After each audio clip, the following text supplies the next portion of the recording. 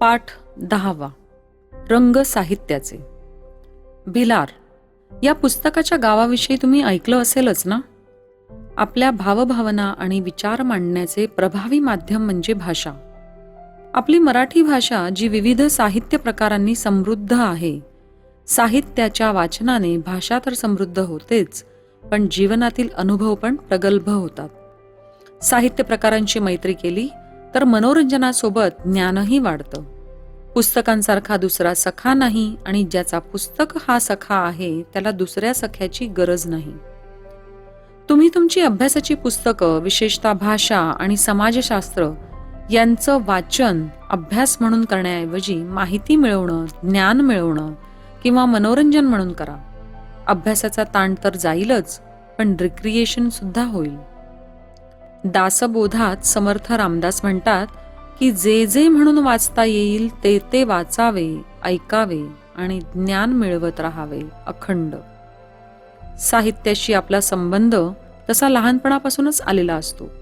कथा म्हणजे गोष्ट आणि कविता म्हणजे अंगाई किंवा बडबड गीतं. तुमचं विश्व हे तांत्रिक आणि सोशल मीडियाचं आहे. आमच्या लहानपणी मात्र हे सोशल मीडिया प्रकरण नव्हतं. आम्ही आमच्या आजी आजोबांच्या सहवासात त्यांनी सांगितलेल्या गोष्टी ऐकत, त्यांनी म्हटलेली गाणी ऐकत व्यतीत केलं. असो, या पाठात सुश्रुत नावाच्या मुलाची शाळेची सहल पुस्तकाच्या गावी म्हणजे भिलारला जाणार असते. हाच विचार डोक्यात घेऊन झोपलेल्या या मुलाला स्वप्न पडतं की सगळे साहित्य प्रकार माणसांच्या रूपात त्याला भेटायला आलेले आहेत, त्याच्याशी मैत्री करत आहेत आणि बोलत आहेत. हा त्यांच्यातील संवाद म्हणजे प्रत्येक साहित्य प्रकाराची दिलेली ओळख. तुम्ही यातील किती साहित्य प्रकार वाचले आहेत? नसतील वाचले तर वाचायला हवेत नक्की, हो ना?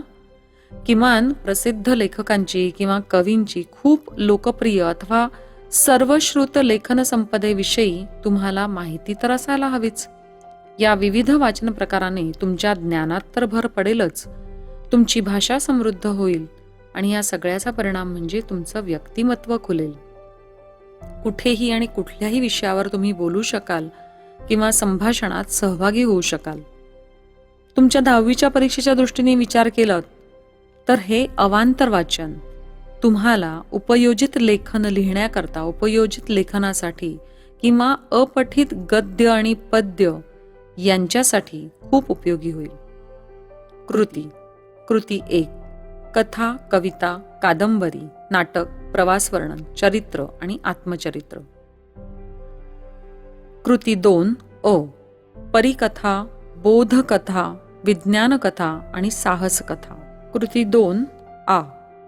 छोटी, आटोपशीर, मोजक्या शब्दात मोठा आशय, शब्दालंकार व अर्थालंकाराने सजलेली. ई. कवी कुसुमाग्रज. नाटक नटसम्राट. कविता संग्रह विशाखा. पुरस्कार ज्ञानपीठ. मूळ गाव नाशिक. कृती 3. चरित्र.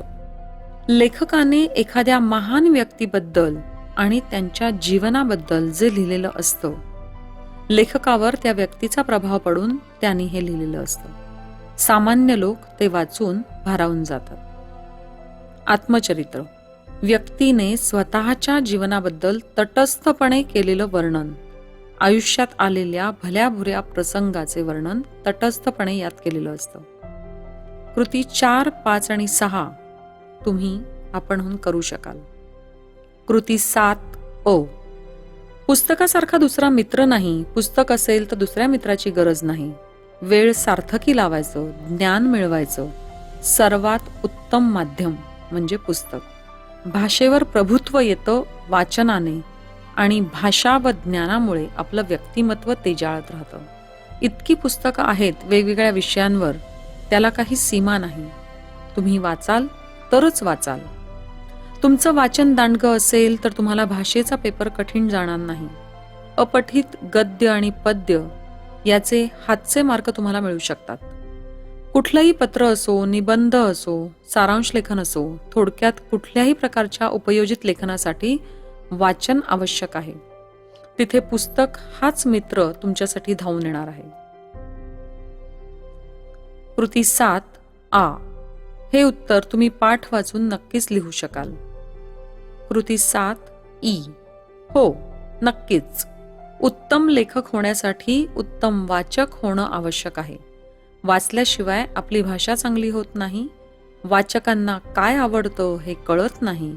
साहित्य प्रकार माहीत झाले की आपण काय करावं, नेमकं कोणत्या क्षेत्रात लिहावं हे कळतं. ज्ञान तर वाढतंच, आपल्या विचारांना गती मिळते. लेखन करण्यापूर्वी वाचन, मनन आणि चिंतन ही महत्वाची त्रिसूत्री आहेच. कृती 7 ई. हे उत्तर तुम्ही दिलेल्या मुद्द्यांना अनुसरून नक्कीच लिहू शकता. उपक्रम. उपक्रम तुम्हाला परीक्षेच्या दृष्टीने सुद्धा खूप उपयुक्त ठरतील.